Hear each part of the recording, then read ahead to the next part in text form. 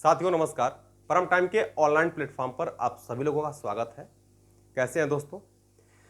साथियों, जैसा कि आपको पता है कि हम लोग एसएससी जीडी के प्रीवियस ईयर्स क्वेश्चंस को सॉल्व कर रहे हैं। इसी क्रम में हम आगे बढ़ते हुए आज हम प्रॉफिट लॉस से संबंधित क्वेश्चंस लेंगे और एसएससी जीडी में प्रॉफिट लॉस से संबंधित जो भी प्रीवियस ईयर्स में क्वेश्चंस पूछे गए हैं उन प्रश्नों में से कुछ विशेष प्रश्नों को हम पढ़ेंगे। तो आइए बिना टाइम लिए ही आज की क्लास का हम पहला क्वेश्चन करते हैं। देखिए, हम सिंपल क्वेश्चंस भी करेंगे और जो कठिन क्वेश्चन है वो भी करेंगे, दोनों करेंगे। देखिए, बेहद आसान सा प्रश्न है ये।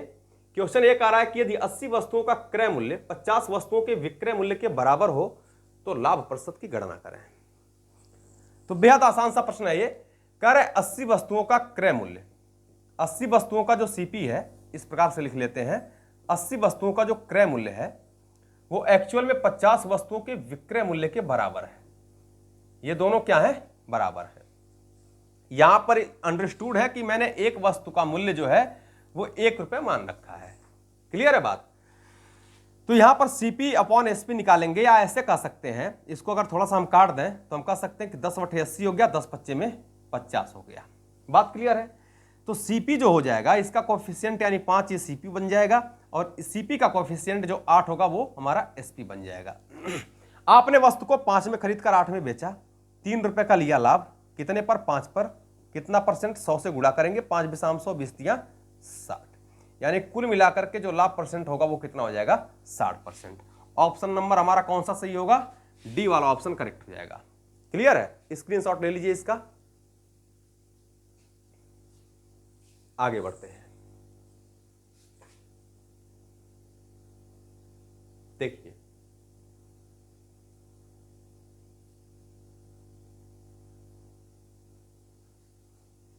सॉल्व करिए इसको। थोड़ा सा मैं छोटा कर दे रहा हूं इसको क्योंकि दिख नहीं रहा होगा आप लोगों को अच्छे से। ये बहुत ही छोटा हो गया क्या? देखिए, क्वेश्चन ये कह रहा है कि यदि किसी लेन देन में हुई हानि विक्रय मूल्य के 1/5 के बराबर हो तो हानि प्रतिशत लगभग कितना होगा? मुझे एक बात ये बताइए दोस्तों, मुझे एक बात बताइए कि कह रहा है कि यदि लेन देन में हुई हानि विक्रय मूल्य के, इसका मतलब है कि यहां पर सेलिंग प्राइस में लिखा हूं, यहां पर मैं लिख दे रहा हूं लॉस, क्योंकि लॉस हो रहा है। 1/5 के बराबर है। 1/5 का मतलब यह हुआ ना कि विक्रय मूल्य के 1/5, यानी विक्रय मूल्य अगर हमारा सेलिंग प्राइस 5 हो तो इस पर जो हानि होगी वो कितनी होगी? 1 की होगी। यानी 5 अगर हमारा विक्रय मूल्य है तो 1 रुपए की हानि हो रही है। इसका मतलब सीपी कितना निकल के आएगा? 6। भाई स्वाभाविक सी बात है कि 1 रुपए की हानि से करके आपने 5 रुपए में कोई वस्तु बेचा हो, इसका मतलब है कि आपने 6 रुपए में वस्तु को खरीदा होगा। क्लियर है बात? आगे बढ़ते हैं। अब ये कह रहा है कि हानि प्रतिशत की गणना करें। तो भाई 1 रुपए की हानि कितने पर? क्रय मूल्य 6 पर। कितना परसेंट? 100 से गुणा करेंगे तो ये निकल के आ जाएगा 1/6 का मतलब होता है 16 सही 2/3%। बहुत ध्यान से इस बात को समझ लीजिए थोड़ा सा। 1/6 का मतलब हो गया 16 सही 2/3%, और 16 सही 2/3% को हम ये भी लिख सकते हैं, चूंकि यहां पर दिया नहीं है तो 16.666 इस तरह से ये आगे तक बढ़ता चला जाएगा। तो इसका मतलब कि हो जाएगा 16.67। फाइनली हम कितना लिख सकते हैं? 16.67%। यानी ऑप्शन नंबर, ऑप्शन में क्या दिया हुआ है आपका? डी वाले ऑप्शन में दे रखा है कि 16.67%। स्क्रीनशॉट लीजिए, आगे बढ़ते हैं। नेक्स्ट क्वेश्चन देखते हैं। देखिए, अभी ये छोटे छोटे बेहद आसान से प्रश्न है, बहुत ज्यादा कठिन नहीं है, लेकिन इसके बाद के क्वेश्चंस जो होंगे वो बेहद अच्छे प्रश्न होंगे। देखिए, क्वेश्चन दोस्तों ये कह रहा है, क्वेश्चन ये आसान सा प्रश्न है, इसमें कुछ है ही नहीं। कह रहा है यदि एक वस्तु का क्रय मूल्य 220 रुपए है तथा लाभ 20% है तो वस्तु का विक्रय मूल्य क्या होगा? तो भाई अगर लाभ आपका 20% है तो 20% का मतलब कितना हो गया? 1/5। 1/5। लाभ और हानि की गणना किस पर की जाती है? सीपी पर। यानी 5 क्या है? सीपी है। 1 क्या है? हमारा लाभ है, यानी प्रॉफिट है। तो आप मुझे ये बताइए कि सीपी तो हमारा 5 यूनिट है, 5 यूनिट सीपी है। 1 रुपया लाभ लेकर के आपने वस्तु को कितने में बेचेंगे? 6 में। 5 यूनिट का मान आपको दे रखा है कितना? 220। 1 का मान 5 चौक 20, 5 चौक 20, 44 विक्रय मूल्य है। 44 गुना अगर ये हो गया आपका तो 44 से इसमें गुणा कर देंगे, 6 चौक 24 के 4, 6 चौक 24 2 कितना हो गया 26, यानी 264 rupees. Option number D, option number D में आपका दे रखा है, ऑप्शन नंबर डी आपका करेक्ट हो जाएगा। ओके, आगे बढ़ते हैं अगले प्रश्न की तरफ। देखिए सॉल्व करिए इस प्रश्न को, बहुत ही प्यारा, बहुत ही अच्छा सा प्रश्न है। इस क्वेश्चंस को सॉल्व करिए आप लोग, तुरंत सॉल्व करिए, फिर मैं बताता हूं।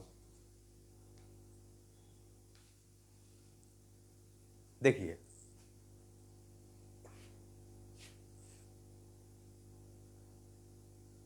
थोड़ा सा इसको नीचे कर दें, ठीक है, ऊपर ही लगा देते हैं, कोई नहीं, ठीक है। देखिए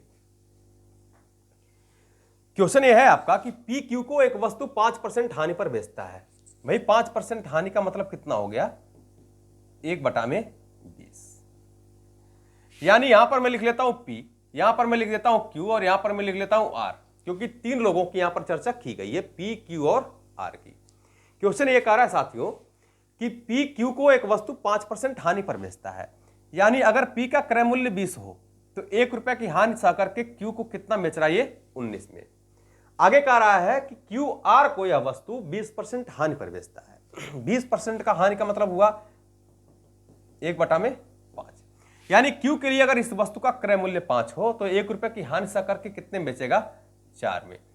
यहां पर हम तीनों का रेशियो ज्ञात कर लेते हैं। Q तो इक्वल होना चाहिए, ये 5 संबंधे 4 है, 19 संबंधे, ये 20 संबंधे 19 है, 5 से इसमें गुणा कर दीजिए, 19 से इसमें आप गुणा कर दीजिए।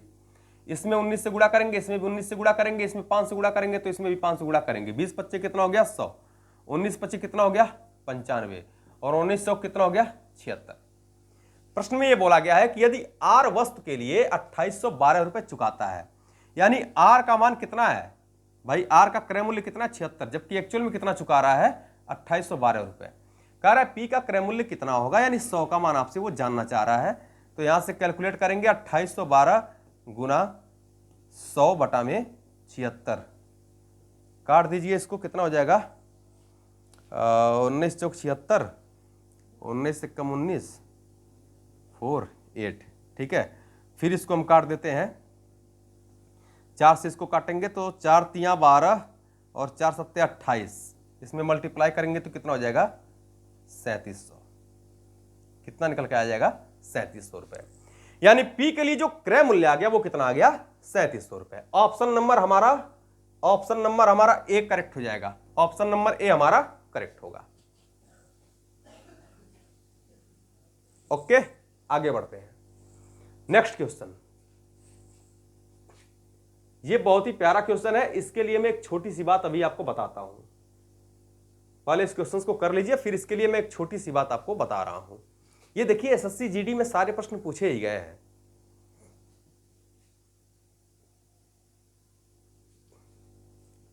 देखिए यहां पर क्वेश्चंस में हम थोड़ा सा चेंजिंग कर रहे हैं, और चेंजिंग में यह करना चाह रहा हूं कि मैं कह रहा हूं कि यदि मनोज 486 में 324 टाफियां खरीदता है तो 50% लाभ कमाने के लिए उसे 90 रुपए में नहीं, बल्कि मैं यहां पर यह कर दे रहा हूं ना, 90 को अभी अपने दिमाग से आप हटा दीजिए। मैं कह रहा हूं कि उसे 486 रुपए में ही, 486 रुपए में कितनी टाफियां बेचनी चाहिए।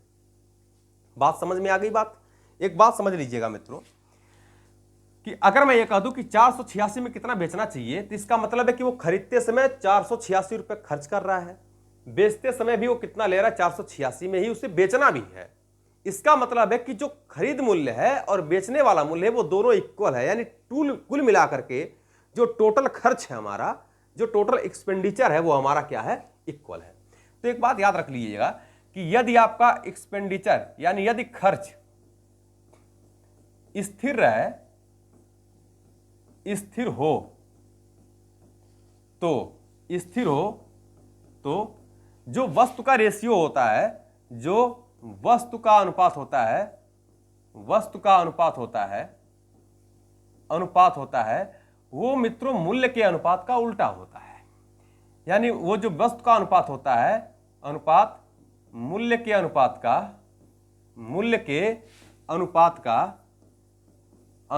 का उल्टा होता है, इस बात को याद कर लीजिएगा। अब ये क्यों होता है? क्योंकि आपको पता है कि प्राइस गुणा कंजप्शन, हिंदी में लिख देता हूं मैं, मूल्य गुणा खपत बराबर क्या होता है? खर्च होता है। इस बात को तो याद है आपको। अगर खर्च स्थिर है तो इसका मतलब है कि मूल्य बराबर क्या निकल के आएगा? 1/खपत, यानी प्राइस इज इक्वल टू कितना हो जाएगा? 1/कंजप्शन। ठीक है, जो प्राइस का रेशियो होगा वो खपत के रेशियो का उल्टा होगा।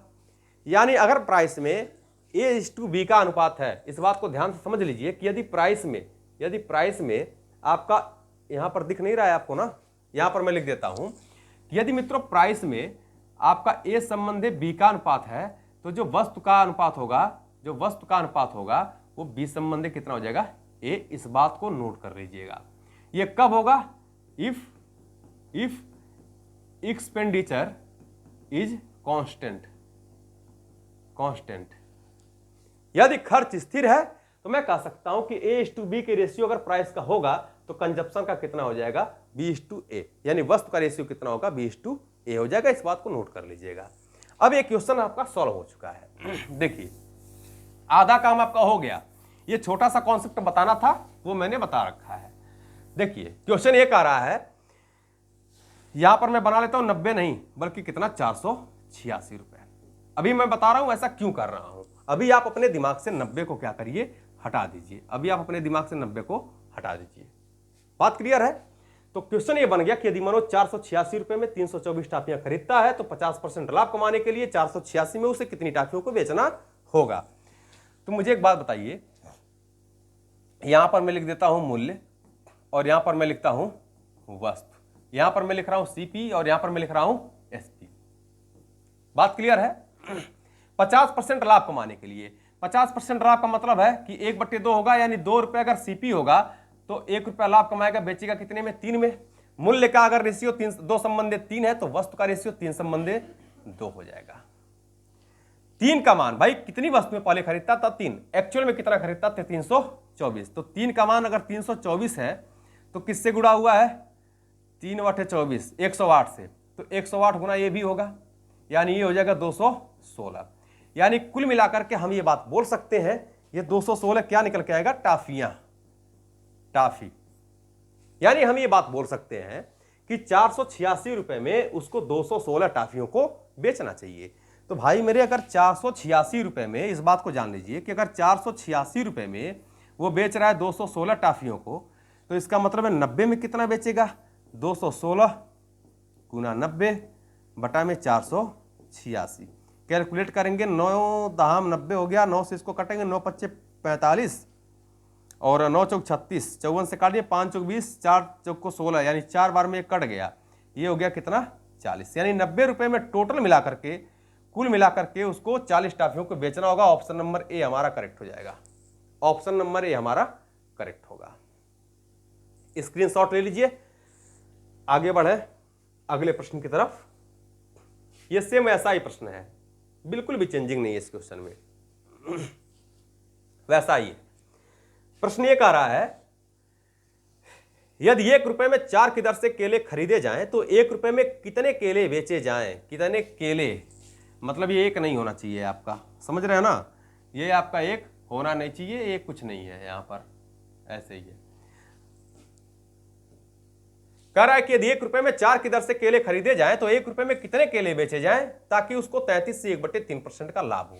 मुझे एक बात बताइए, यहां पर लाभ की बात किया, यानी मूल्य का जो रेशियो है वो कितना हो जाएगा भाई? 3 से, यहां पर CP लिख देता हूं, यहां पर SP लिख देता हूं। 33 से 1/3% का मतलब आप लोग जानते ही हैं कितना होता है? 1/3। यानी अगर क्रय मूल्य 3 है हमारा तो विक्रय मूल्य 1 रुपए का लाभ होगा। विक्रय मूल्य कितना? 4। तो अगर मूल्य का रेशियो 3 संबंधे 4 है तो मित्रों वस्तु का रेशियो कितना हो जाएगा? वस्तु का रेशियो कितना हो जाएगा? 4 संबंधे 3।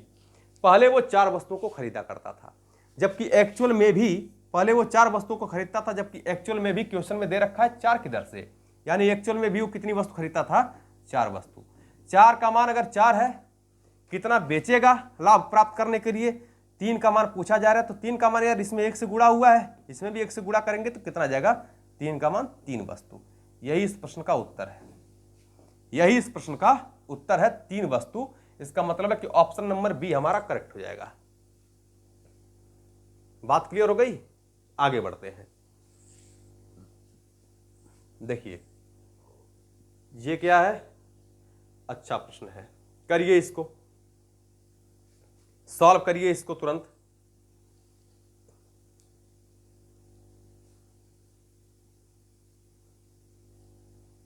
देखिए अब आप लोग हल कर चुके होंगे, उम्मीद करता हूं। मैं इसको सॉल्व करता हूं। प्रश्न है कि एक सेल्समैन ने घड़ी 9% हानि पर बेची, तो यार सीधा सीधा इसको मान लेते हैं कि 100, क्रय मूल्य कितना मान लेते हैं हम, 100 मान लेते हैं। ये सीपी है, ये आपका एसपी है। मैंने कहा कि 100 रुपए अगर क्रय मूल्य है तो 9% हानि पर बेच रहा है, बेच कितने में रहा है, 91 में। कर यदि विक्रय मूल्य 140 रुपए अधिक होता तो 5% का लाभ होता। 5% का लाभ का मतलब कि अब 100 रुपए की घड़ी है, अब 5% लाभ होता है, इसका मतलब है कि हो कितना जाता है, 105। तो भाई क्रय मूल्य तो इक्वल है, यहां विक्रय मूल्य हमने इक्वल ही मान लिया है, कोई दिक्कत नहीं है।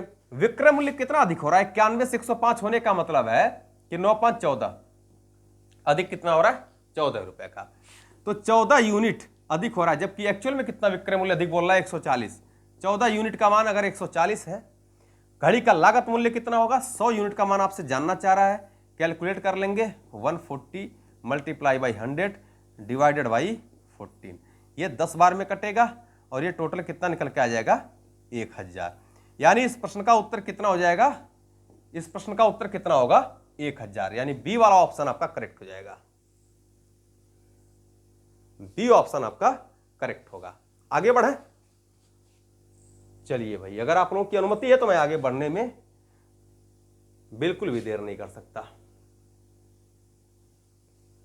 सॉल्व करिए इस प्रश्न को, थोड़ा सा मैं बड़ा कर दे रहा हूं,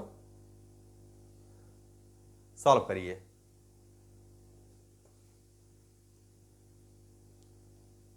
देखिए प्रश्न को बहुत ध्यान से पढ़िए कि क्वेश्चन कह क्या रहा है। क्वेश्चन ये कह रहा है कि एक हैंडबैग, एक कमीज और एक जैकेट प्रत्येक को 2300 रुपए में खरीदा गया था। अब जब प्रत्येक को 2300 रुपए में खरीदा गया था, इसका मतलब है कि हैंडबैग, कमीज और जैकेट के जो क्रय मूल्य है वो बराबर है, और क्रय मूल्य बराबर है। अब ये लास्ट में आपको देखना है कि पूछ क्या रहा है क्वेश्चन में, कह रहा है कुल लाभ या हानि प्रतिशत की गणना करना है। अरे भाई अगर लास्ट में आपको लाभ या हानि प्रतिशत की ही गणना करनी है और क्रय मूल्य सबके इक्वल है, तो ये बताना इसका कोई महत्व है, एक्चुअल वैल्यू का कोई महत्व है, कोई महत्व नहीं है। आप डायरेक्ट इस क्वेश्चन को सॉल्व कर सकते हैं। कैसे, देखिए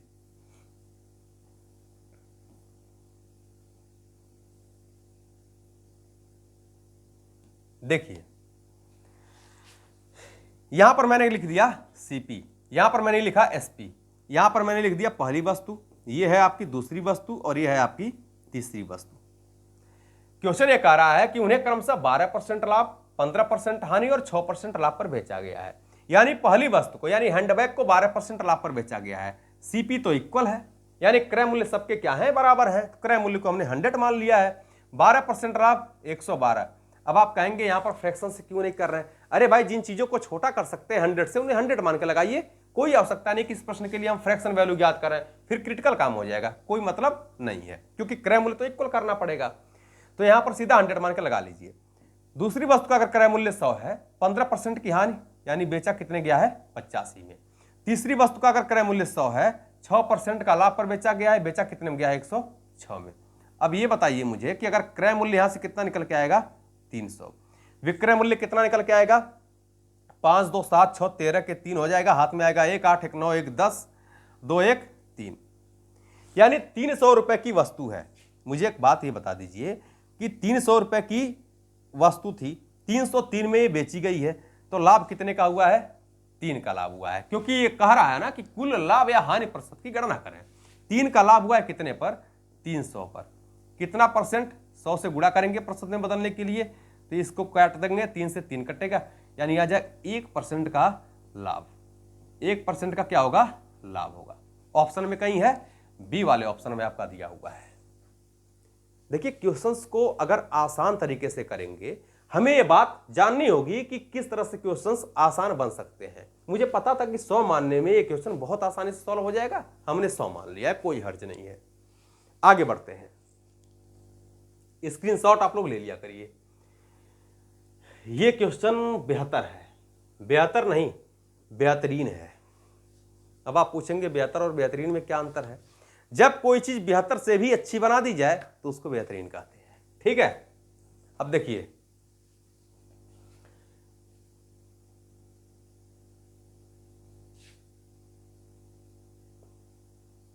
क्वेश्चन ये है दोस्तों कि कविता ने 2500 रुपए में एक घड़ी खरीदी और इसे 12% की हानि पर बेच दिया। इन रुपयों से उसने एक पंखा खरीदा और उसे 15% के लाभ पर बेच दिया। इस पूरे लेन देन में उसे होने वाले कुल लाभ या हानि प्रतिशत की गणना करें। मुझे एक बात ये बताइए, यहां पर एक्चुअल वैल्यू से कोई लेना देना है? कुछ भी नहीं लेना देना है। क्यों? क्योंकि लास्ट में आपसे हानि या लाभ प्रतिशत ही तो पूछ रहा है। अब यहां पर एक बहुत अच्छी बात समझिएगा, यहां पर मैं लिख देता हूं सीपी और यहां पर मैं लिख देता हूं एसपी। प्रश्न ये कह रहा है कि एक घड़ी खरीदी और उसे 12% की हानि पर बेचा है। भाई 12% की हानि का मतलब क्या हो गया? 3/25, यानी अगर उसका सीपी 25 रहा हो तो 3 रुपए की हानि से करके कितना में बेचा? 22 में बेचा है। कह रहा है उसने एक पंखा खरीदा इन्हीं रुपयों से, यानी जितने रुपयों में उसने बेचा है, 22 में अगर बेचा है तो इन्हीं रुपयों से एक पंखा खरीदा है। तो आप ये बताइए कि अगली वस्तु के लिए, बहुत ध्यान समझिएगा इस प्रश्न को, अगली वस्तु के लिए यही 22 रुपए सीपी बनेगा कि नहीं बनेगा? आप कहेंगे बिल्कुल बनेगा, क्योंकि अब जो बेचा है जितने में उन्हीं से वो खरीद रहा है, तो यही क्या होगा? उसका सीपी बनेगा। कह रहा है 15% के लाभ पर बेच दिया। 15% का मतलब कितना? 3/20। इसका मतलब है कि अगर 20 रुपए हमारा अगली वस्तु के लिए सीपी था तो 3 रुपए का लाभ लेगा, बेचेगा कितने में? 23 में। बात क्लियर हो गई? बात स्पष्ट हो गई? अब ये बताइए, अच्छा ये आपका SP1 था, लेकिन ये दूसरी वस्तु के लिए सीपी भी बना, इस बात को ध्यान रखेंगे। फाइनली एसपी कितना बन गया? फाइनली हमारा विक्रय मूल्य कितना बना? 23 बन गया है। तो माफ करिएगा, यहां पर ये बताइए कि यहां पर ये सेम तो है नहीं। सेम करने के लिए इसमें हम कर देते हैं 20 से गुणा, इसमें हम करेंगे 20 से गुणा और इसमें करेंगे हम 22 से गुणा। भाई इसमें इस संख्या से, इसमें इस संख्या से गुणा कर दीजिए। इसमें आपने 22 से गुणा किया है तो इसमें भी आप 22 से गुणा करिए। इस रेशियो में आपने इस वाली रेशियो में 20 से गुणा किया तो इसमें भी आप 20 से गुणा कर दीजिए। तो ये हो जाएगा 25 दूना 50 यानी 500। ये कितना हो जाएगा भाई? 22 दूना 44 यानी 440। ये कितना हो जाएगा? 22 तिया 66 के 6 हो गया आपका, और 22 दूना कितना? 44। 44 और 6 मिलकर के 50। तो एक बात दोस्तों यहां से ये निकल के आई है कि जो फाइनली सीपी है हमारा कितना है? 500 है, और फाइनली हमारा जो एसपी है वो कितना है? 506 रुपए है। कुल लाभ या हानि प्रतिशत की गणना करनी है। 500 की वस्तु आपने 506 में बेचा है, लाभ लिया है 6 का, कितने पर? 500 पर। कितने परसेंट का? 100 से गुणा करेंगे, 2 जीरो से 2 जीरो कैंसिल हो गया, और 5 से इसको काटेंगे, 5 एकम 5, 5 दूना 10, यानी हम कुल मिलाकर कह सकते हैं कि 1.2% का हमें क्या हो रहा है? लाभ हो रहा है। इसको लाभ लिख लेना है। 1.2% का हमें क्या मिल रहा है? लाभ मिल रहा है। ऑप्शन नंबर हमारा डी क्या हो जाएगा? करेक्ट हो जाएगा। ऑप्शन नंबर डी हमारा करेक्ट हो जाएगा। आगे बढ़े, स्क्रीनशॉट आप लोग पहले ले लीजिए इसका, बहुत ही प्यारा और बहुत ही अच्छा प्रश्न था। आगे बढ़ते हैं, करिए इस क्वेश्चन को। बहुत ही खूबसूरत सा प्रश्न है ये भी, जैसे मैंने अभी इसके पहले किया है सेम वैसा ही प्रश्न ये है। करिए इसको।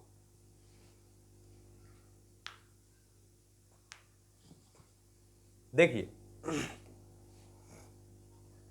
दुकानदार वैसे तौलने वाले बेईमान होते हैं, लोग कहते भी हैं, और क्या भी करें, इस महंगाई के युग में बेईमानी नहीं करेगा तो पता चलेगा ईमानदारी से खा भी नहीं सकता वो, तो बेईमानी तो थोड़ी बहुत करनी पड़ेगी उसको भी। चलिए कोई बात नहीं, आप ये मत कहिएगा कि बेईमानी को मैं बढ़ावा दे रहा हूं। यहां पर प्रश्न देखिए, क्वेश्चन ये कह रहा है एक बेईमान दुकानदार 10% का लाभ सामान को खरीदते समय तथा 10% का लाभ सामान को बेचते समय कमाता है, उसका लाभ प्रतिशत ज्ञात करें। मित्रों बहुत ध्यान समझिएगा।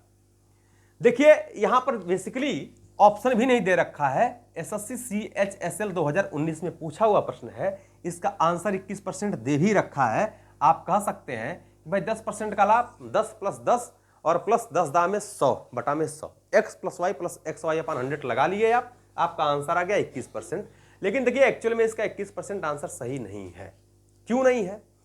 जब तक वस्तु को इक्वल करेंगे नहीं तब तक लाभ और हानि का एग्जैक्ट प्रतिशत हम ज्ञात कर नहीं सकते हैं। मैंने यह कहा कि भाई वस्तु को खरीदते समय भी वो 10% का घपला करता है, यानी अगर वो एक वस्तु की कीमत अगर 1 रुपए में मान के चल रहा हूं तो वो 100 ग्राम वस्तु खरीद रहा है, लेकिन एक्चुअल में 100 ग्राम नहीं, वो डाणी मार रहा है, और डाणी मारते समय 100 ग्राम की जगह वो 110 ग्राम तौला। खरीदते समय 10% वहां बेनिफिट लिया। फिर वो कह रहा है कि भैया ऐसा है कि हम 100 ही रुपए में आपको सामान को बेचेंगे, और बेचते समय ये बोल रहा है कि मैं 100 रुपए में आपको 100 ग्राम दूंगा, लेकिन 10% वहां भी घपला कर रहा है। इसका मतलब वो तौला 90 ही ग्राम। तो इस बात को समझ लीजिएगा। यहां पर मैं दो बातें लिख रहा हूं। यहां पर मैं लिख रहा हूं वस्तु, यहां पर मैं लिखता हूं, ऐसे लिख लीजिए आप। देखिए बहुत ध्यान से देखिएगा। यहां पर मैं लिखता हूं वस्तु और यहां पर मैं लिख देता हूं मूल्य। यहां पर मैं लिख देता हूं सीपी और यहां पर मैं लिखता हूं एसपी। तो मैंने ये कहा है कि भाई एक्चुअल में वो वस्तु को खरीदते समय 10% का घपला करता है, 10% का लाभ लेता है। घपला करने का मतलब उसको बेनिफिट वो ले रहा है।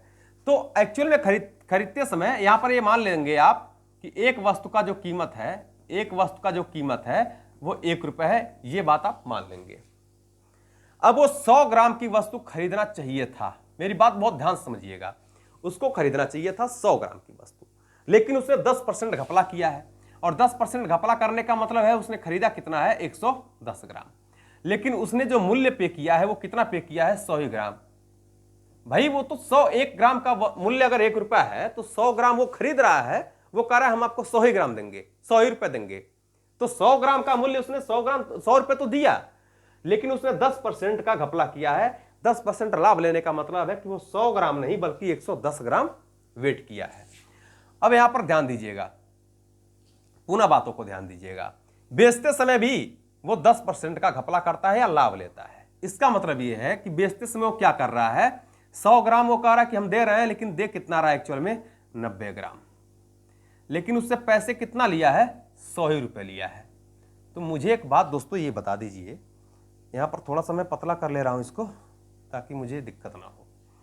मुझे एक बात बताइए कि वस्तु जब तक इक्वल नहीं रहेगी लाभ और हानि कैसे ज्ञात कर सकते हैं? आप कहेंगे नहीं ज्ञात कर सकते हैं। वस्तु को हमें इक्वल करना पड़ेगा, और यहां पर वस्तु अगर ये दोनों इक्वल करनी है तो यहां 9 से गुणा कर देते हैं, और यहां पर मैं कर देता हूं 11 से गुणा। अगर यहां पर आपने 9 से गुणा किया है, इसका मतलब यहां भी आप 9 से गुणा करेंगे। यहां पर आपने 11 से गुणा किया तो यहां भी 11 से गुणा करेंगे। ये टोटल ओवरऑल निकल के कितना आ जाएगा, 900, और ये टोटल ओवरऑल निकल के कितना हो जाएगा, 1100। बात ध्यान समझिएगा। यहां से टोटल कितना निकल के आया, 900, यहां कितना निकल के आया, 1100। यानी कुल मिलाकर के मैं यह बात बोल सकता हूं कि भाई अगर सीपी उसका 900 रुपए रहा, ये रुपए है, सीपी उसका 900 रुपए रहा है, सीपी 900 रुपए रहा है, तो एसपी उसका कितना रहा है, विक्रय मूल्य कितना, 1100। 900 रुपए की वस्तु है, वो बेच रहा है 1100 में। कितना लाभ लिया है? आप कहेंगे भैया 200 का लाभ लिया है। कितने पर? आप कहेंगे 900 पर। कितना परसेंट लिया है? 100 से गुणा करेंगे तो बताइए, 0 से 0, 2 0 से 2 0 कटा, 1/9 का परसेंटेज मान कितना, 11 से 1/9%, तो 2/9 का कितना हो जाएगा, 22 से 2/9%। 22 से 2/9%। यही इस प्रश्न का उत्तर है। यहां कहीं दिया नहीं है, 22 सही 2/9%, इसका आप लोग बना लीजिएगा सही आंसर। इतने का इसको लाभ होगा, हानि कभी नहीं हो सकती है। इतने का क्या होगा, इसको लाभ हो जाएगा। आगे बढ़े, स्क्रीनशॉट ले लीजिए, बहुत ही प्यारा क्वेश्चन है, इस बात को समझिएगा। आगे बढ़ता हूं अगले प्रश्न की तरफ। देखिए यहां भी वैसा ही प्रश्न है, ये यहां भी एक वैसा ही प्रश्न है। अच्छा एक बात और ध्यान दीजिएगा, मैं एक बात बताना चाहता हूं कि मैं अगर ये कहूं, उस प्रश्न में भी, इस प्रश्न में मैं बता देता हूं, उस प्रश्न में भी अप्लाई हो जाएगा, कोई दिक्कत नहीं, हर जगह ऐसे प्रश्नों में अप्लाई होगा। मैं ये कहता हूं कि यार अगर वो 110 ग्राम तौल तो रहा है, लेकिन 100 ही ग्राम वो खरीदते समय 100 ही रुपए पे कर रहा है, बेचते समय भी वो 100 ही रुपये खर्च कर रहा है, मतलब कुल मिलाकर के खरीदते समय 100 रुपये खर्च किया और 100 ही रुपये में बेच रहा है। यानी कुल मिलाकर के टोटल जो खर्च है वो स्थिर है, खर्च तो उतना ही कर रहा है। खर्च अगर बराबर है तो इसका मतलब है कि वस्तु का रेशियो मूल्य के रेशियो का उल्टा होगा। जैसे मैं इसमें अप्लाई कर दे रहा हूं, मैंने ये कहा कि यहां पर मैं लिख देता हूं वस्तु और यहां पर मैं लिखता हूं मूल्य। बहुत ध्यान समझिएगा, यहां पर मैं लिख दे रहा हूं आपका सीपी और यहां पर मैं लिखता हूं आपका एसपी। क्लियर है बात? तो दोस्तों यहां पर आप देख सकते हैं कि 1 किलोग्राम के बदले वो दावा करता है, किंतु 1 किलोग्राम के बदले वो 850 ग्राम ही तौलता है। इसका मतलब है 1 किलोग्राम का मतलब 1000 ग्राम और इसके जगह पर वो 850 ग्राम। देखिए नई चीजें हैं, ये नई चीजें मैं बता रहा हूं आपको, इस बात को ध्यान से देखिएगा। 850 ग्राम ही वो तौलता है, इतना ग्राम ही वो क्या करता है, तौलता है। यानी वो एक्चुअल में 1000 ग्राम के बदले 850 ग्राम ही वो बेच रहा है। खरीदा है एक्चुअल में 1000 ग्राम, वो कहता है कि मैं क्रय मूल्य पर ही बेचूंगा। यानी भैया अगर 1000 ग्राम मैंने तौला है तो 1000 ग्राम ही दूंगा, लेकिन तौलते समय वो 850 ग्राम ही तौलता है। यानी कहने का सेंस ये है मित्रों कि वस्तु का रेशियो 1000 से 850 ग्राम है तो मूल्य का रेशियो क्या हो जाएगा, 850 संबंधे 1000। अभी अभी मैंने यही बात आपको बताया है। तो आप ये कह सकते हैं ना कि 850 रुपए में अगर कोई वस्तु खरीद करके, ये सीपी है, खरीद करके और 1000 में बेची जा रही है वस्तु, तो आप ये बताइए लाभ हो रहा है। लाभ कितने का हुआ है, यहां से कैलकुलेट कर लेंगे तो लाभ कितने का हो रहा है भाई, 150 कितने पर, 850 पर कितना परसेंट, 100 से गुणा कर दीजिए। तो यहां पर 0 से 0 कटा, 5 या 15, 17 25 85, ये 17 हो जाएगा। ठीक है, यानी 300 बटा में 17, और 300 बटा में 17 को जब कैलकुलेट करेंगे आप, 300 बटा में 17 को जब आप कैलकुलेट करेंगे, मैं यहां पर कर देता हूं, 300 बटा में 17 को जब आप कैलकुलेट करेंगे तो 17 कम हो जाएगा 17, ये कितना 13, 130, 17 7 119, 17 7 119 दिख रहा है ना आपको? ठीक है, यहां से कितना बच गया है, 11। यानी कह सकते हैं 17 सही 11 बट्टे में 17, 17 सही 11 बट्टे में 17%, यानी ऑप्शन नंबर बी आपका करेक्ट हो जाएगा। कैलकुलेट कर लीजिएगा। पुनः आप इस बात को समझिएगा कि भाई कह रहा है कि वो लागत मूल्य पर ही अपनी वस्तुओं को बेचने का दावा करता है। यानी अगर वो 100, देखिए ध्यान से देखिएगा, अगर उसने प्रारंभ में 1000 ग्राम की वस्तु खरीदी है तो बेचा कितना है, 850 ग्राम। तो अगर मित्रों मूल्य का रेशियो, देखिए लागत मूल्य पर बेचने का दावा करने का मतलब है कि भैया अगर 1000 में हम खरीदेंगे तो 1000 में बेचेंगे, है ना, लेकिन उसने वस्तुओं में घपला किया है, बेचा है 850 ग्राम की वस्तु। तो अगर खर्च उसका स्थिर है तो इसका मतलब है कि जो वस्तु का रेशियो है वो मूल्य के रेशियो का उल्टा होगा। यानी मूल्य का रेशियो फिर कितना हो जाएगा, 850 संबंध में 1000, 850 ग्राम, अगर 850 रुपये उसका कॉस्ट प्राइस रहा है, 1000 में उसने बेचा है, लाभ लिया है कितने का, 15 का, यानी 150 का, कितने पर, 850 पर, 100 पर कितना हो जाएगा, आप कह सकते हैं 17 सही 11 बटा में 17%, यानी ऑप्शन नंबर बी आपका करेक्ट होगा। आगे बढ़ते हैं, अगला क्वेश्चन देखते हैं।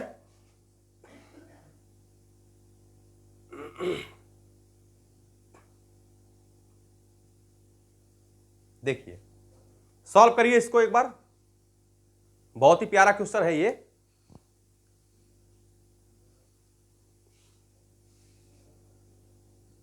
देखिए प्रश्न कह रहा है आपसे कि एक व्यक्ति, मैं इसको छोटा ऐसे कर दे रहा हूं, अच्छा बात रहेगा। क्वेश्चन ये है कि एक व्यक्ति ने 50,000 में 2 मोबाइल फोन खरीदे, उसने उसमें से एक को 15% के लाभ पर और दूसरे को 20% के हानि पर बेच दिया। यदि दोनों मोबाइलों का विक्रय मूल्य बराबर हो, यदि दोनों मोबाइलों का विक्रय मूल्य बराबर हो तो हानि पर बेचे गए मोबाइल का क्रय मूल्य लगभग कितना होगा। मुझे एक बात दोस्तों ये बता दीजिए कि 50,000 में उसने 2 मोबाइल फोन कुल मिलाकर के खरीदे हैं, एक को 15% लाभ पर, ये मैं सीपी लिख दे रहा हूं, यहां पर लिख दे रहा हूं मैं एसपी। ये है आपकी पहली वस्तु और ये है आपकी दूसरी वस्तु। एक को 15% लाभ पर, 15% का मतलब कितना हो गया, इस बात को ध्यान से देखिएगा। 15% का मतलब हो गया आपका 3/20, यानी पहले का अगर सीपी 20 है तो 3 का लाभ लेगा, कितने में बेचेगा? 23 में। बात क्लियर हो गई। दूसरे वस्तु को बोल रहा है कि 20% की हानि पर, 20% हानि का मतलब हो गया 1/5, यानी अगर दूसरे वस्तु का सीपी 5 है तो ये बताइए 1 रुपये हानि से करके कितने में बेचेगा? 4 में। अब बहुत गौर से बात को समझिएगा, यहां पर क्वेश्चन ये कह रहा है कि यदि दोनों मोबाइलों का विक्रय मूल्य बराबर है, यहां पर तो विक्रय मूल्य बराबर है नहीं, तो विक्रय मूल्य बराबर करने के लिए एक काम कर लेते हैं कि इसमें हम करते हैं 4 से गुणा और इसमें करते हैं हम 23 से गुणा। जब आप इसमें 4 से गुणा करेंगे तो यहां भी 4 से गुणा करेंगे, इसमें आप करेंगे 23 से गुणा, तो इसमें भी किससे करेंगे? 23 से गुणा। बात क्लियर हो गई। कुल सीपी यहां से निकाल सकते हैं क्योंकि दोनों मोबाइलों का सीपी 50,000 दे रखा है इसने। तो यहां पर टोटल सीपी अगर हम निकाल लें तो हो जाएगा 20 चौक 80, और ये कितना हो जाएगा आपका? 23 25 20 25 100, 3 25 15, यानी 115। ये टोटल कितना निकल के आएगा? 5 और 8 1 9, फिर 195, यानी दोनों मोबाइलों का कुल मिलाकर के जो सीपी आया वो 195 आया है। जबकि एक्चुअल में सीपी कितना है? एक्चुअल में सीपी कितना दे रखा है प्रश्न में? 50,000।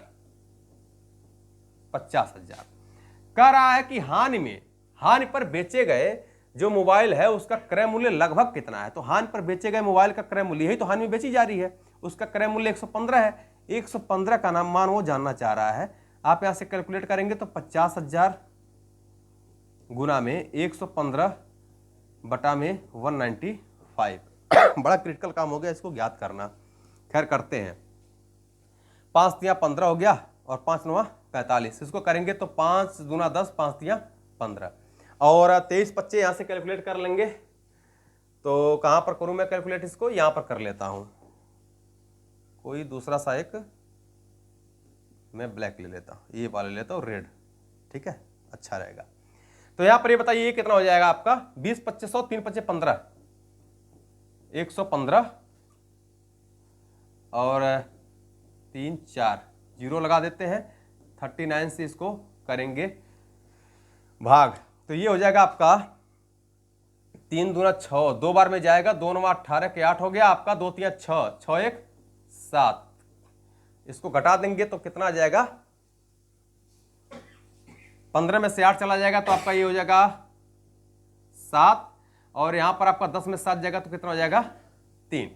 क्लियर है बात? 37। 1 जीरो और बढ़ा दीजिए, 1 जीरो और बढ़ाइए, भाग दीजिए, तो 3 9 27, यानी 9 बार ये चला जाएगा। देख लीजिए, 9 9 81 हो गया, और 9 3 27, 27 और 8 मिलकर कितना हो जाएंगे? 35, यानी ये कुल मिलाकर के 9 बार में जा रहा है। यानी मुझे पूरा नहीं सॉल्व करना है इस क्वेश्चन को, आप लोग सॉल्व कर लीजिएगा। यहां पर 2 के बाद 9 आ रहा है, और 2 के बाद 9 बार कौन सा ऑप्शन में गया है? यहां ए वाले ऑप्शन में। इसका मतलब है कि यहां पर ए वाला ऑप्शन ही करेक्ट हो जाएगा। आप इसको सॉल्व कर लीजिएगा। टोटल सॉल्व कर लेंगे तो ये कितना निकल के आ जाएगा? यहां पर मैं लिख देता हूं 29487, चूंकि लगभग में यहां पर दिया हुआ है ना, लगभग में निकटतम मान दिया हुआ है, तो इसका आंसर ए वाला ऑप्शन करेक्ट हो जाएगा। देखिए प्रश्न भी ऐसा दे रहा है कि आपको 2 के बाद केवल एक ही बार जाना है, 9 बार, और 9 बार एक ही ऑप्शन में दिया हुआ है। इसका मतलब है कि ये वाला ऑप्शन आपका करेक्ट हो जाएगा। बहुत ज्यादा आगे बढ़ने की आवश्यकता नहीं है। आगे बढ़े, आते हैं दोस्तों अगले प्रश्न की तरफ। देखिए ये क्या है भैया? प्रश्न बहुत ही प्यारा क्वेश्चन है, बहुत ही बेहतरीन सा प्रश्न है। ऐसे प्रश्नों को तुरंत आप लोग सॉल्व करिए। आपके पास 15 से 20 सेकंड का समय है, करिए इसको सॉल्व। देखिए साथियों, कंफ्यूजन नहीं होना है, ऐसे थोड़ा सा बड़ा कर देते हैं इसको, यहीं पर सॉल्व कर लेते हैं। प्रश्न ये कह रहा है, ठीक है, अब दिख रहा है आपको। प्रश्न ये कह रहा है आपसे, एक दुकानदार एक वस्तु का मूल्य उसके क्रय मूल्य से 25% ऊपर अंकित करता है। इसका मतलब है कि यहां पर आप लिखिए सीपी और यहां पर लिख देते हैं आप एमपी। तो अगर 25% अधिक अंकित करता है, 25 चौक को 100, यानी 4 रुपए अगर सीपी है तो 1 रुपया अधिक अंकित करेगा, कितना? 5। फिर कह रहा है कि बाजार मूल्य पर 10% छूट देने के बाद, यार बाजार मूल्य पर अगर कोई चीज छूट दे, बाजार मूल्य का मतलब होता है मार्केट प्राइस, यानी मार्क प्राइस, अंकित मूल्य। अंकित मूल्य पर वो 10% छूट। जब अंकित मूल्य पर छूट दी जाती है कोई वस्तु तो इसका मतलब है कि बेची जाती है। तो यहां पर मैं लिख लेता हूं एसपी। बाजार मूल्य पर छूट कितना दे रहा है? 10%। इसका मतलब है कि अगर बाजार मूल्य 10 है तो 1 की छूट देकर के बेचेगा कितने में? 9 में। अब यहां पर इसका रेशियो कितना हो जाएगा? टोटल निकल के आएगा। भाई यहां पर एमपी तो बराबर होना चाहिए, 2 से गुणा कर लेते हैं, यहां भी आप 2 से गुणा कर लेंगे। 4 दूना कितना हो गया? 8, यहां पर 10, ये कितना हो जाएगा आपका? 9। कह रहा है छूट देने के बाद वस्तु को 720 रुपए में बेचा जाता है। 9 यूनिट में वस्तु बेची गई है, जबकि एक्चुअल में कितनी बेची गई है? 720 में। कह रहा है कि इन क्रय मूल्य और बाजार मूल्य के बीच का अंतर कितना है? तो भाई क्रय मूल्य और बाजार मूल्य के बीच का अंतर कितना है? 2 का। इसका मतलब है कि 2 यूनिट बराबर कितना हो जाएगा? आप कहेंगे 9 8 72, 80 से इसमें गुणा किया गया है, 80 से यहां गुणा करेंगे, 8 दूना कितना निकल के आएगा? 16। यानी क्रय मूल्य और बाजार मूल्य का जो अंकित हो वो मूल्य हो गया वो कितना हो गया? 160 रुपए। ऑप्शन नंबर आपका बी करेक्ट हो जाएगा। बहुत ही अच्छा प्रश्न था ये और बेहद आसानी से आपने इस चीजों को सॉल्व भी किया है। भाई कुछ भी नहीं किया हमने, सीपी, एमपी और एसपी का रेशियो निकाल लिया। मैंने कहा 9 यूनिट में आप चीजों को बेच रहे हैं जबकि एक्चुअल में 720 रुपए में बेच रहे हैं। क्रय मूल्य और अंकित मूल्य का आपको अंतर ज्ञात करना था। क्रय मूल्य 8 था, अंकित मूल्य आपका 10 था, दोनों का अंतर 2 का। 2 बराबर कितना निकल के आएगा? 160 रुपए। आगे बढ़े? ठीक है, अगला प्रश्न।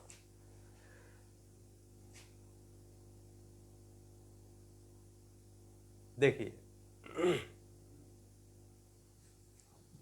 बहुत ही प्यारा क्वेश्चन है। क्वेश्चन ये कह रहा, दिनेश ने 1920 रुपए में 2 रेडियो खरीदे। उसने एक को 20% लाभ पर, दूसरे को 16 अच्छा ये 6 सही है, 6 and 2/3% हानि पर बेच दिया।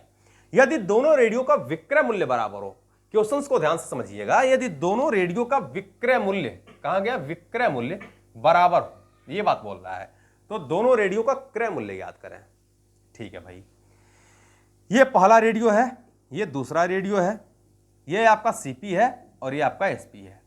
क्वेश्चन ये कह रहा है कि उसने एक को 20% के लाभ पर 20 25 100, यानी अगर सीपी उसका 5 है तो 1 रुपया लाभ लेकर के 6 में बेचा। दूसरा रेडियो उसने 6 से 2/3% हानि पर। देखिए 6 से 2/3% का मतलब होता है, मैं पूरी बात लिख देता हूं, वैसे होता है 1/15 है, लेकिन देखिए यहां पर कैसे हो जाएगा? 6 3 18, 18 2 कितना हो जाएगा? 20, 20/3, परसेंटेज हटाएंगे, 100 से करेंगे गुणा, 20 25 में 100, 5 दिया 15, 1/15, वही बात निकल के आई है। तो ये 6 से 2/3% के हानि पर बेच रहा है। इसका मतलब है कि अगर उसका सीपी दूसरी वस्तु का 15 है तो 1 रुपये हानि से करके बेचेगा कितने में? 14 में। स्पष्ट हो गई बात? यहां पर देखिए विक्रय मूल्य बराबर हो, आप इसको मत बराबर करिएगा, विक्रय मूल्य बराबर है, यह बात बोला जा रहा है। तो यहां पर देखिए 6 और 14 का एलसीएम लेंगे तो कितना हो जाएगा आपका? 56। और 56 बनाने के लिए 14 में किससे गुणा करें? 4 से। भाई 14 चौको 56, और यहां पर कितना हो जाएगा? गड़बड़ हो गया क्या कुछ? 56 नहीं आएगा इसका। यहां पर देख लीजिए 14 और 6 का जब एलसीएम निकालेंगे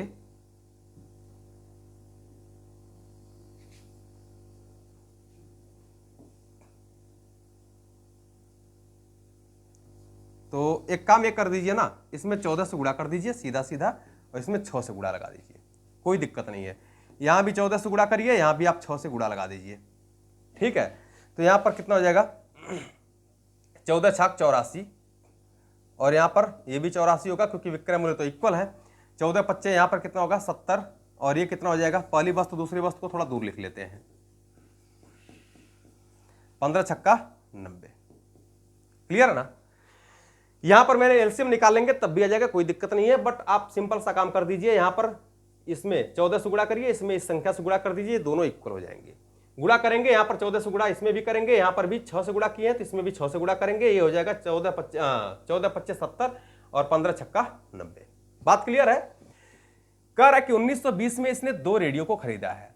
भाई पहली रेडियो को 70 में खरीदा गया, दूसरे को 90 में, टोटल कितना हो गया इसका क्रय मूल्य? 9 7 16, 160 रुपए। आपने टोटल 160 रुपए में चीजों को खरीदा है, जबकि एक्चुअल में कितने में खरीदा है? 1920 में। क्वेश्चन ये कह रहा है कि तो दोनों रेडियो का क्रय मूल्य ज्ञात करें। अच्छा पहले तो 1 यूनिट का मान ज्ञात कर लेते हैं। 1 यूनिट का मान ज्ञात करेंगे तो 1920 बटा में 160, 0 से 0 कट गया, और यहां से आप कैलकुलेट करेंगे तो हो जाएगा 16 कम 16, 16 दूना 32, 12 निकल के आ जाएगा। प्रत्येक रेडियो का आपको निकालना है क्या, क्रय मूल्य। तो ये बताइए यहां पर 1 यूनिट का मान आ गया ना, 70 यूनिट का मान कितना हो जाएगा। पहले रेडियो का क्रय मूल्य ज्ञात करेंगे तो 70 गुणा में 12 यानी 12 सत्ते 84, 840 रुपए पहले रेडियो का क्रय मूल्य। दूसरे का ज्ञात करेंगे, देख सकते हैं दूसरे रेडियो का क्रय मूल्य कितना है 90, यानी 90 गुणा में 12 1080 रुपए, ये दूसरे रेडियो का क्रय मूल्य आपका आ गया। यानी बी वाला ऑप्शन आपका क्या हो जाएगा, करेक्ट हो जाएगा। बी ऑप्शन आपका करेक्ट हो जाएगा। बात क्लियर है। आगे बढ़ते हैं अगले प्रश्न की तरफ। कुछ था नहीं इस प्रश्न में, आप यहां पर देख लीजिए सीपी है एसपी है। पहली वस्तु को 20% लाभ पर बेचा गया है, वो मैंने लिख दिया 5 से 6, और दूसरे को आपने बेचा है 6 से 2/3% हानि पर, वो मैंने लिख दिया। विक्रय मूल्य इक्वल कर रहा है, विक्रय मूल्य मैंने इक्वल कर लिया है। दोनों के क्रय मूल्यों का योग दे रखा है, 160 का मान 1920 दे रखा है, एक का मान 12 निकाल लिया हमने। पहली रेडियो का क्रय मूल्य 12 गुणे 70, 12 सत्ते 84, 840 रुपए वो, 12 9 108 यानी 1080 रुपए वो हो गया। नेक्स्ट क्वेश्चन देखिए,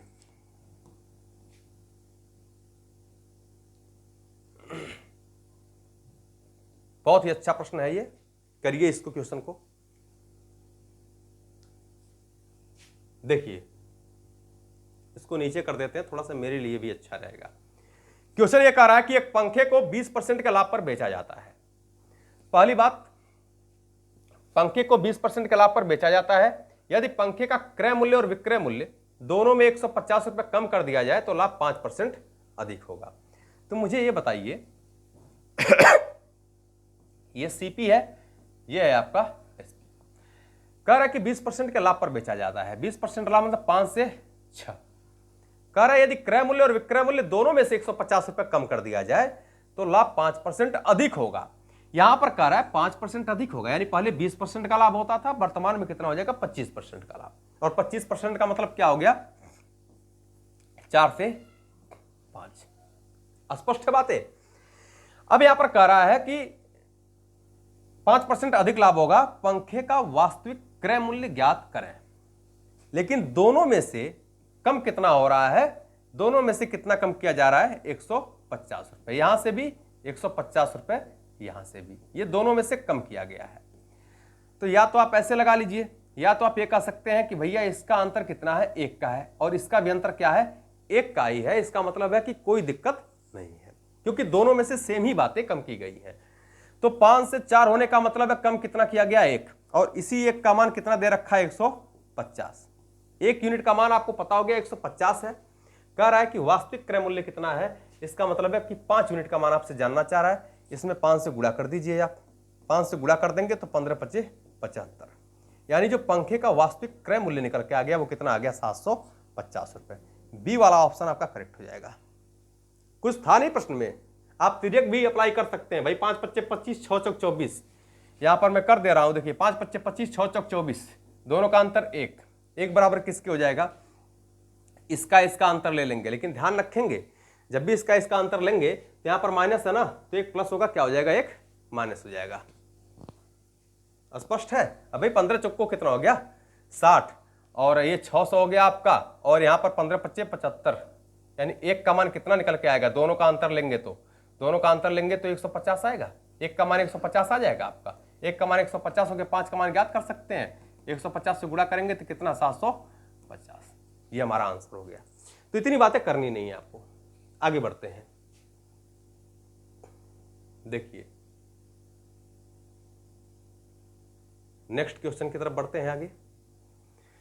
कह रहा है दो वस्तुओं ए और बी का क्रय मूल्य 5:4 के अनुपात में है। इन वस्तुओं को बेचते समय दुकानदार को वस्तु ए पर 10% का लाभ होता है और वस्तु 20 पर 20% का लाभ होता है, और उनके विक्रय मूल्यों में अंतर 560 रुपए का है। वस्तु ए और बी के क्रय मूल्यों का योग कितना रुपए होगा। तो मुझे एक बात ये बताइए कि मैंने लिख दिया यहां पर वस्तु ए, ये क्रय मूल्य है, ए वस्तु है, ऐसे कर दीजिए, ये वस्तु ए है, ये वस्तु क्या है, बी है, और ए और बी के जो सीपी का अंतर निकल के आ रहा है, जो क्रय मूल्य का अंतर दिख नहीं रहा है क्या, यहां पर मैं लिख देता हूं, थोड़ा सा इसको मैं ऊपर कर देता हूं, ठीक है, यहां पर ए वस्तु है और ये बी वस्तु है, ये सीपी है, ठीक है, और ये है आपका एसपी। तो सीपी का मित्रों जो अंतर है वो अनुपात है वो कितना है, 5:4 का। तो मैं ये कहता हूं कि इसको 500 बना लेता हूं, इसको बना लेता हूं मैं 400।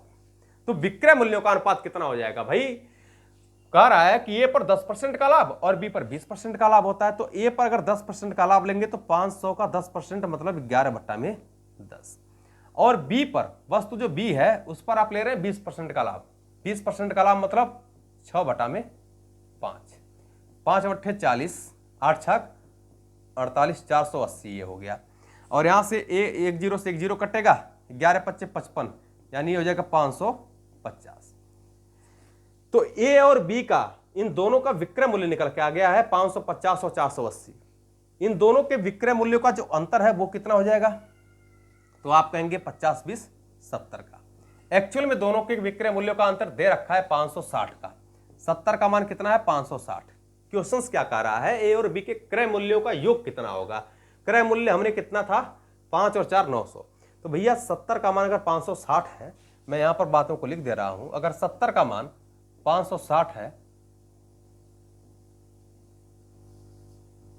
अगर 70 यूनिट का मान कितना है 560 है, तो दोनों का क्रय मूल्य का योग 900 का मान आप ज्ञात कर सकते हैं। 560 गुना 900 बटा में 70, 7/8 56 और 9/8 72, यानी 7200 रुपए।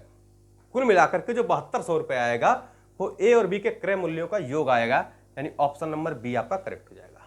ऑप्शन नंबर बी आपका करेक्ट है।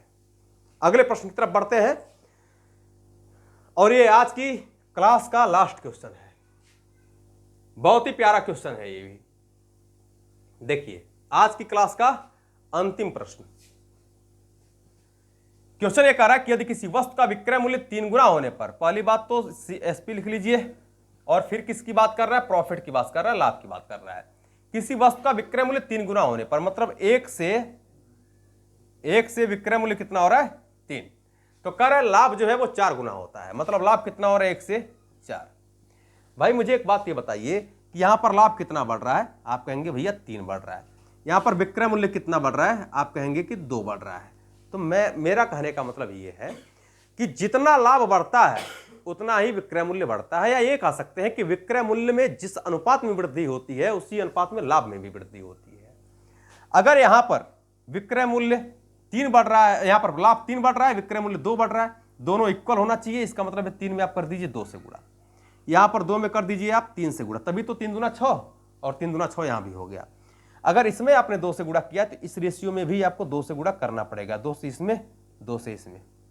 इसमें आपने 3 से गुणा किया तो इसमें भी 3 से गुणा आपको करना पड़ेगा, इसमें भी 3 से गुणा करना पड़ेगा।